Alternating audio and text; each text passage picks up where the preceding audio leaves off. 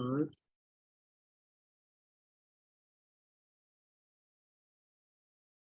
Okay, just waiting on another. Boom, perfect. And we are live. I want to thank everyone for tuning in to a very special edition of The Record on the People's podcast this evening. We have an incredible guest with us tonight, one who's going to give us some amazing information as well as inspiration. None other than our brother, the incredible artist, known, well, he's going to give us his artist name, but Brother Fahiym. First of all, assalamu alaikum, sir. How are you doing? Wa alaikum salam. Alaikum salam, my brother. How are you? I'm doing all right.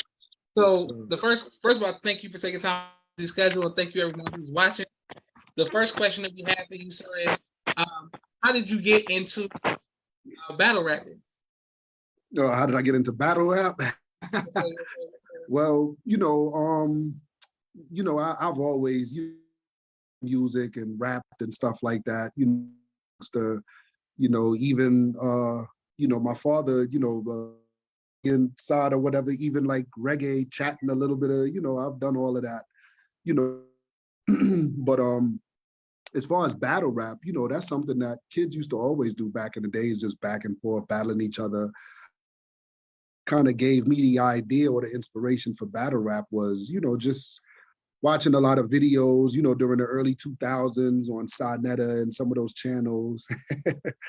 I know you seen some of those, brothers just wilding out, cursing at each other, going back and forth. It's knowledge, it's information, but it's just in the way that they're bringing it across to each other. It almost sounded like a rap battle, you know what I'm saying? Like a conscious rap battle almost, so that kind of gave me the idea. And, people listen to my mixtapes and stuff and was like, yo, they was feeling what I was spitting.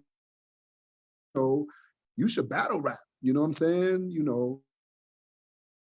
Got off into it and it's been about maybe like 5 or 6 years now, but in the last year or so, I've kind of fell back a little bit because I have so much other stuff going on, but I still try to get in the studio and, tapes and stuff like that whenever, time permits. Okay, great. So how can we find this on streaming services? Do we have YouTube? Like, how can we see some of your... Well, right now, I just have stuff on my YouTube channel. I'm actually going to upload some new stuff, hopefully before the summer. I'm going to try to have it, up on there. You know what I'm saying? Spring, I meant to say. I'm going to try to have it up there like around, inshallah. But,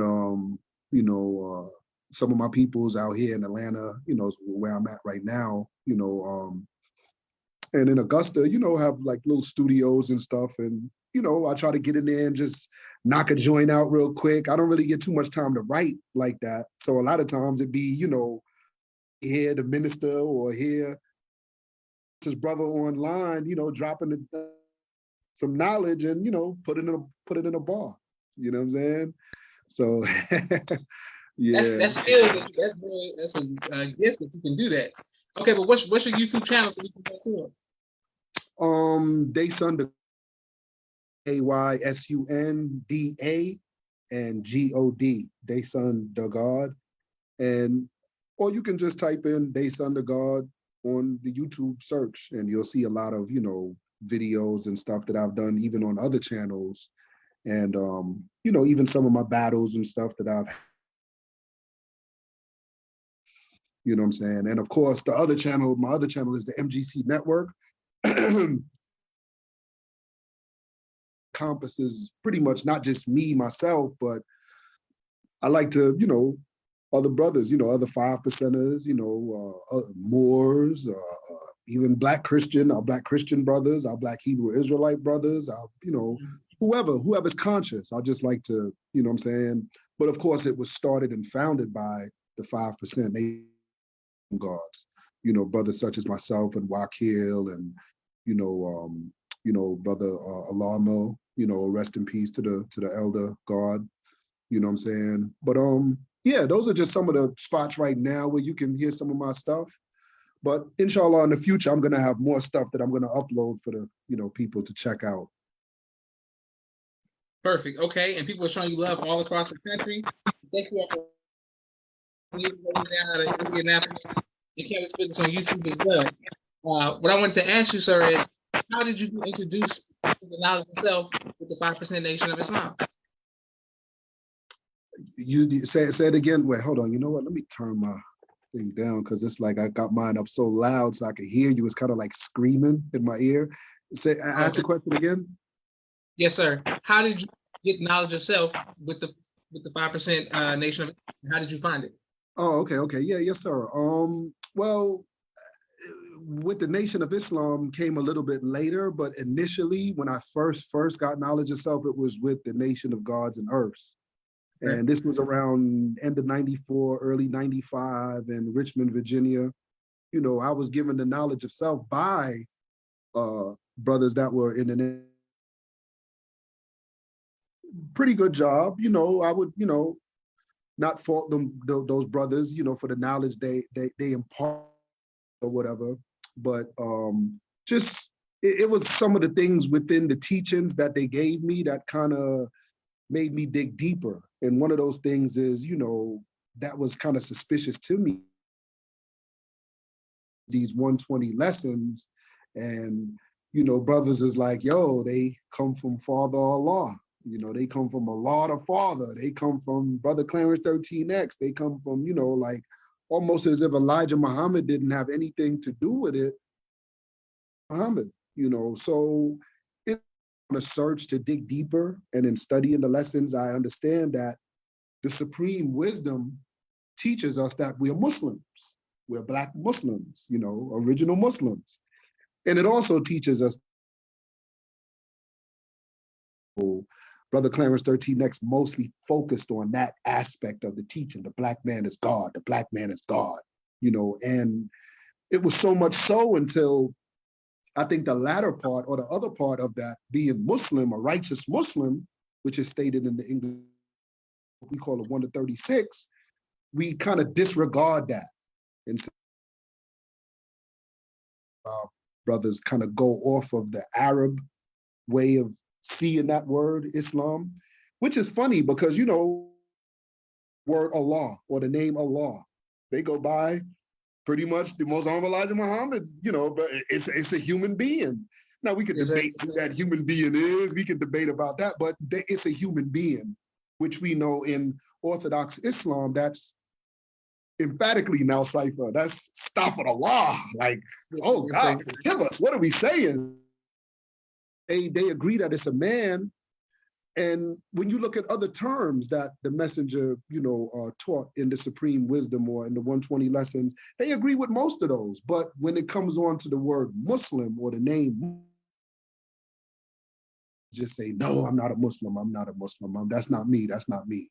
Even though the lesson clearly say his own self is a righteous Muslim. And in the definition of who are the 5%, it clearly states that a Muslim is encompassed in that. He's all up in that. They're also Muslims and Muslim sons.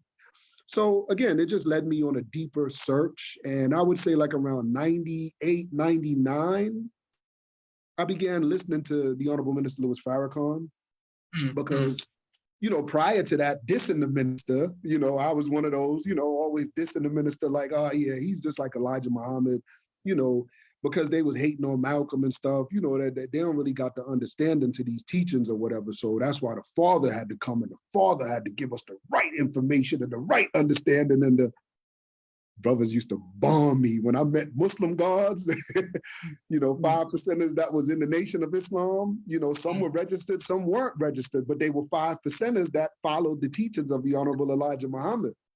And brothers used to bomb the hell out of me, God. And they pretty much got me to see that, no, the Honorable Elijah Muhammad is the root. Information is pretty much coming from.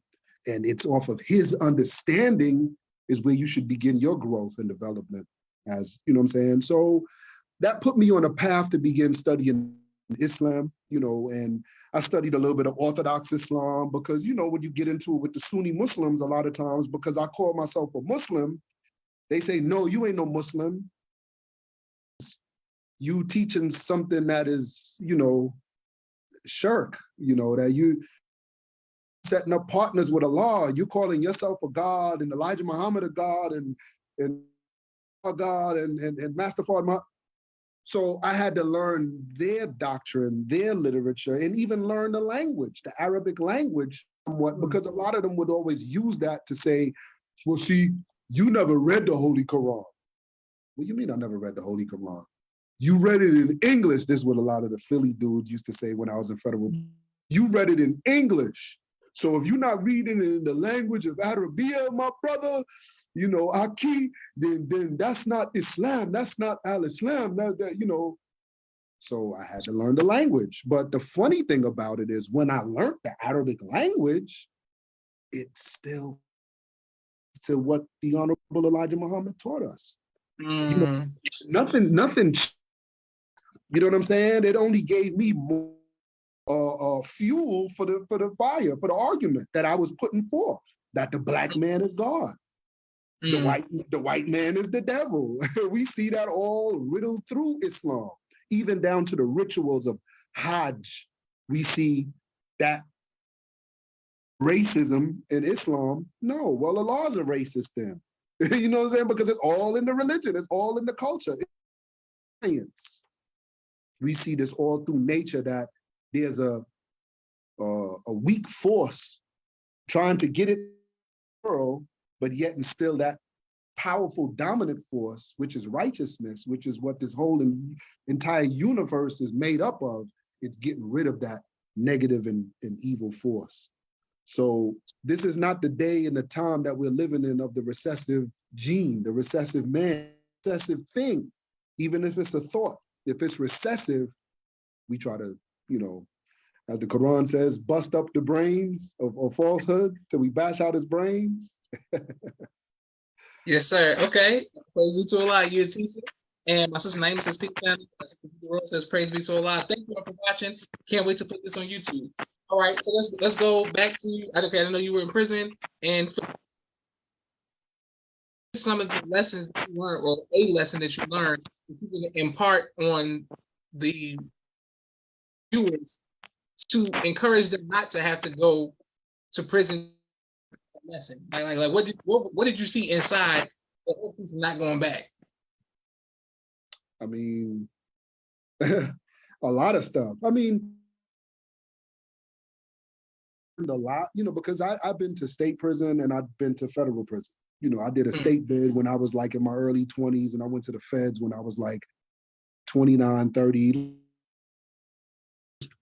And you know how they say like, you know, like, what is it? Like, it's the higher learning for criminals, or the, you know, not state, but federal prison. It's the higher learning for criminals. Yeah. I never heard that before. Okay, yes, sir. That joint is true. It's true. Pretty much anything you want to learn, there's very, very intelligent people there that I've met. And, you know, I did the majority of my bid was in FCI Loretto, which is up in Pennsylvania. And while I was there, it was like kind of changed into like a immigration, you know, spot. So a lot of the, you know, people that was coming in to the prison was, you know, foreigners from Africa, Arabs, you know, wherever, any part of the world, Spain, you know. And I was able a lot from people that were business people, still had money on the streets. You know, like this one economic finance class, a brother by the name of Mr. Ogle. You know, Mr. Ogle was from Guyana. And Mr. Ogle, man, I'm intelligent when it come on to just teaching business and finance and stuff like that. And I learned a lot of good things. You know, I can't say I didn't, but at the same time, it's a place where Black, the killing process is still going on. They try to make sweet look sweet or whatever. You know, sometimes like if you in the federal system, you may hear dudes in transit or whatever, you know, like Lewisburg, I'm passing through Lewisburg, you know what I mean? And, you know, places like, or, you know what I mean? They're like transitory units where a lot of brothers are passing through, and you may hear dudes like, yo, oh, you going to Schuylkill? Oh, you going to Fort Dix? Oh, yeah, it was sweet there. Oh, you know what I'm saying? And in the sense that, the food is better. And, you may be going to a facility now that's not a high security, it's a minimum or low security or even a camp. And you can walk around moves or nothing like that. You know what I'm saying? So end of the day, your movements is still restricted. You can't do what you want to do. So therefore, as a God, it's not a place that a Black man should be. And one of the ways type of environment is to focus on, first of all, yourself and then business, understanding business. That was one of the things I learned, because when I did my first, all these other ignorant dudes up in there like, yo, when I get out, I'm a link with this dude and get this brick or get this half a key or get the, you know what I'm saying? I'm still with the foolishness. But did I learn, you don't have to do that illegal stuff to make money. You really don't. Like, there's so many other ways that we can make money in this country. Like, it blew my mind. But one of the things is, or one of the main things that we should all strive to do is build passive income up for yourself.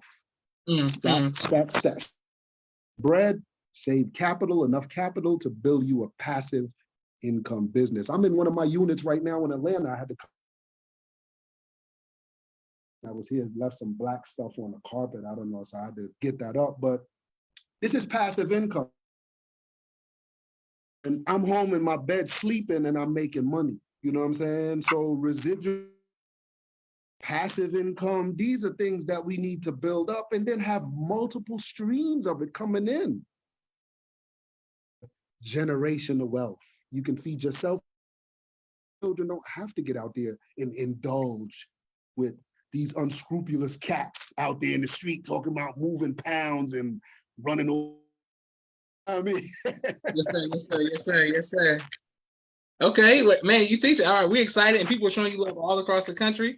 I have a quick 60-second. We have a quick commercial break, and we're coming right back to our brother Fahiym to hear more about what happened once he got out of prison, and also more of his music career as well. 1 second. Sure. Television and film editing. Please reach out to him if you need any of those services. Sister Miriam's children's book and coloring book, and now Amazon.com. Sister Naima's Stay on Point Dance Academy, LLC.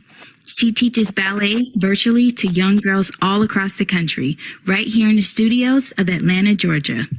Robert L. Muhammad's Conflict Mediation, squashing the beef throughout the Southwest region. He does a phenomenal job. His wife, Sister Fudia Muhammad's Giving Birth to a God and the Science of Child Rearing. Please make sure you go out and get a copy of her book as well. Chemistry 6 episode, a new television series out on YouTube. He's looking for actors and writers. Make sure you support him. Keep It Hood, helping others overcome depression. Also by Taj Hollywood. Brother Aaron's Elevated Places, stress management, real estate, credit, repair, and restoration. His Respect for Life Center. They do personal wellness, philosophy, emotional, and mental spiritual wellness. 229-344-1474. Dr. Henry Carter's King Henry Turkey Legs, right here in Atlanta, Georgia. Brother Rashad Muhammad's COVID-19 Disinfected Cleaning Services, out of Chicago. Student Minister Sharif Muhammad's book, A Soldier in the Movement of Christ, available on adulsharif.com. And lastly, Brother Joshua Muhammad's book, Cleopatra, as well as No Father, No Excuse, both available on Amazon. Boom, perfect. We're right back with our brother Fahiym. Okay, so the next question is, what, seeing what happened in prison, you learn business, you come out, what is a way, once people have knowledge, it seemed like to me, my observation, when people don't have knowledge of self, it seems like everybody get along easier. Once we get knowledge of self, once we gain knowledge of self, it seems like we want to like battle and it becomes more disunity. how can people who have knowledge of self, are awake and conscious, do better at uniting and not like being tried? I mean, I think that's natural in a sense. And I say that it's natural in the sense that, you know, we're coming out of the white man's world. We're coming out of his way of thinking right now. And when brothers get a little knowledge, a lot of times, we're gonna be going back and forth with each other. But that's not a bad thing. It's really because some of the brothers may still be trying to hold on to that old slave white supremacist teaching, along with their consciousness, their newfound consciousness, but they may still harbor some feelings, you know what I'm saying? And at the end of the day, we're gonna have to go back and forth because the Nation of Islam does everything right and exact, right? So not just the nation, conscious people in general. By nature, Black people, the Honorable Elijah Muhammad, the brain was created to think rightly. That's right. Or mathematically, if you will, right? So everything that we be in accord with righteous lifestyle, moral conduct, a mathematical culture in which our people can thrive and live in. So you're always going to have that tug of war, I think, you know what I'm saying? And when we look at any successful revolution that Black people ever had anywhere in the world, it was always, what made it successful was that they debated or went in among their own first. So when you study the Haitian Revolution, what before they went straight to the white man, even though, yeah, he's the enemy, we know that. But before we go to him, we're gonna have to deal with you Negroes right here. Thinks like that. Whoever did, we killing them outright. He's dead, right? And then once they took at home, now they can have a successful insurrection and not have to worry about any backlash, on snitching, telling. They didn't have to worry about stuff that Gabriel Prosa and Turner and brothers like that had to worry about. I think that's a natural process, though. I welcome it. As the Most Honorable Elijah Muhammad said, just as long as we can debating or whatever the case may be, and it don't turn, hey, I oblige, Yes, sir. Okay, my next question. I ask every guest this anyway, but especially because you're an artist, what is your favorite album of all time? Hip hop album? It could be any album, but if you want to go hip hop, we can go hip hop as well. I mean, that's a hard one. Because I have several actually, but if I had to narrow it all the way down, I would probably say, you know what I'm saying, the 18th letter, you know what I'm saying? Rock music, yeah. Because it'd be a toss up that Nas joint, you know what I'm saying? That joints, that I still, rock with and even a couple of West Coast, several, but yeah, I probably would have to throw Rakim at the top of the chart for that one. Rakim Allah. Yes, sir. You might be the first guest to ever. Favorite album of all time. That's a good one. Okay, I ain't think about it. My sister Miriam says peace. Okay, and peace maybe people showing love in the comments saying peace, God, something like that, and showing love to you all across the country. Being an artist, what advice do you give to other artists about being balanced, having knowledge of yourself, but still making world music or popular music, or can you talk, or do you always have to teach? What's the rule? What's the rule as artists? Well, definitely, sinners or as righteous, conscious people, we want to all teaching, and not so much really indulging in the foolishness, you know what I'm saying? With me, like, okay, as a hobby, I'm 50 years old, you know what I'm saying? Mm. So yeah, I got the little, I got my joint done up, Yes, sir. but you know, with me, I use cursing and derogatory language and stuff at times in my music, and even when I'm doing battle rap, because if like in the battle rap arena, it gets very disrespectful. Yeah, It absolutely. gets very super duper disrespectful, you know what I mean, in the battle rap world. So I kind of still want to maintain a certain level of information or righteousness, information where people could still go back and say, man, yo, I heard they son say such and such and such. Oh, what? You know what I'm saying? You know, in New York, in Brooklyn, New York, you know, Brooklyn to the 5%, the warrior guards, the 5%, you know what I mean? The warrior guards, because, we was always beef. It was something popping off. Dudes come through Brooklyn, they getting robbed, retaking your chain, whatever. You know how it was back then, even if you go back further than that, your boombox radio, dudes was real savages. But you had dudes walking around with these rights, you know what I'm saying? And I try to take the approach in my battle rap, kind of almost like, if that kind of makes sense to you, like, yes, sir. I'm using foul language or I'm using maybe derogatory, stuff or whatever. I'm talking street talk still, you know what I mean? But at the same, you got cats out there like, you know, Minister of Law from Brooklyn, Fort Greene, Brooklyn, or K-Sun, these were killers, these was murderers, Mm.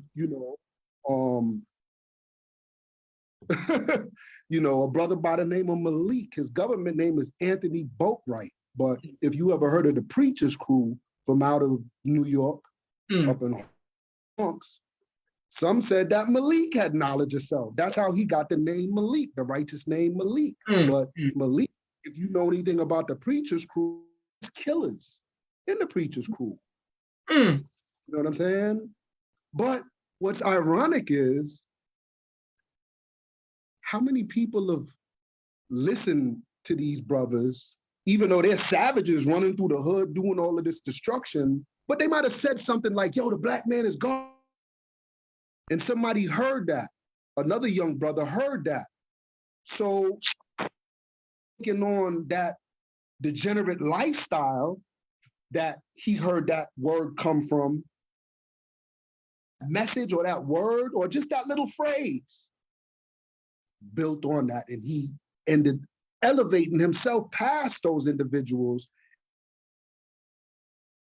God today or a righteous person today. So that's kind of like the format, you know what I'm saying, that I want to try to follow when I do my stuff. It's hood nigga stuff, but at the end of the day, information in there that if you catch on to it and study that, you can grow and develop from just that little piece of wisdom.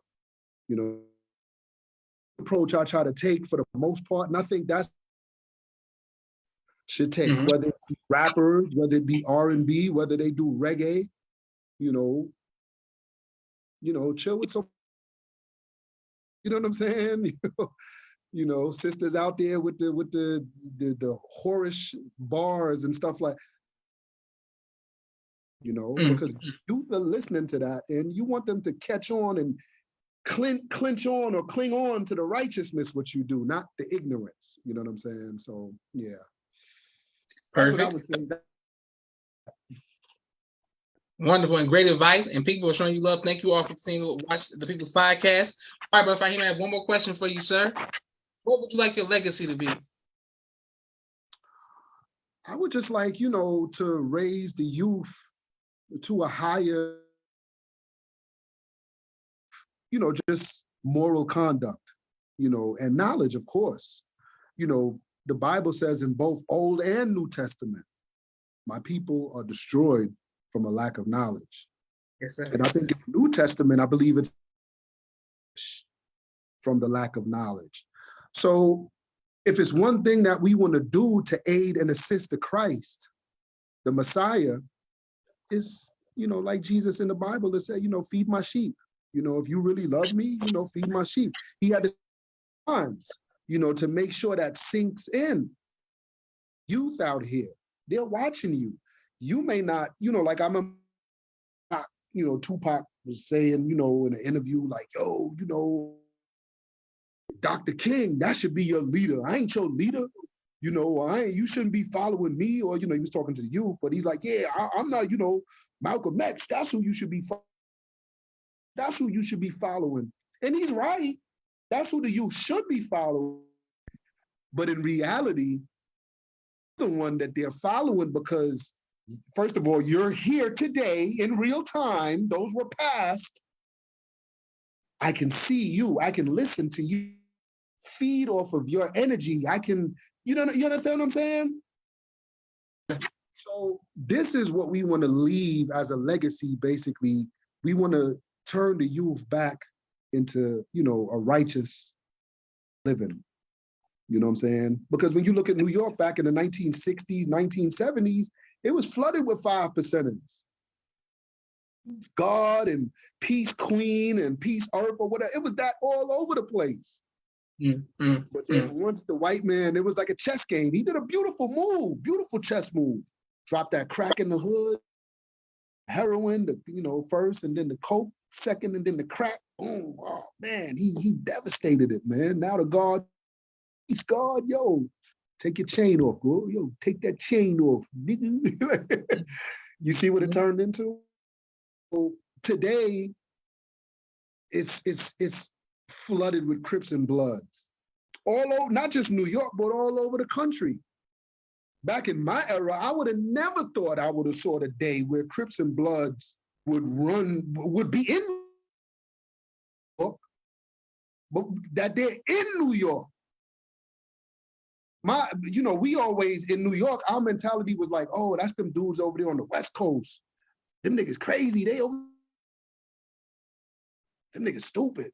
We doing the same thing technically over here on the East Coast, but just not for colors, you know what I'm saying? But we like, oh man, them niggas are stupid. Oh man, they fighting over colors. Oh, we don't do all that Crip and Blood banging in New York. We don't do that. But who would have? You know what I'm saying? It's Crips and Bloods in New York. You know what I'm saying? Like how California has, like New York is mostly blood. Pac was the one that made it like fashionable. When we saw him coming over here talking about Damu and all that, we didn't know what that was. Damu, what's that? You see what I'm saying? So basically, a legacy I would like to leave is to raise up a righteous group of individuals that are out there teaching. And no matter what they're doing, whether it be music, whether it be education, whether it be whatever, they're teaching. They're trying to leave some sort of youth can pick up on and feed and grow. You know what I'm saying? Like as Jesus says in the scripture, like a mustard, you know what I'm saying? Right. We wanted to grow to magnanimous proportions, Beautiful. All praises to Allah. Well, and that positive, thank you on behalf of myself, my podcast, for taking your time out of your busy schedule to come give us some amazing information as well as inspiration. Allah continue to bless you, Brother Fahiym. Now I know you're in Atlanta. We got to figure out to meet in person.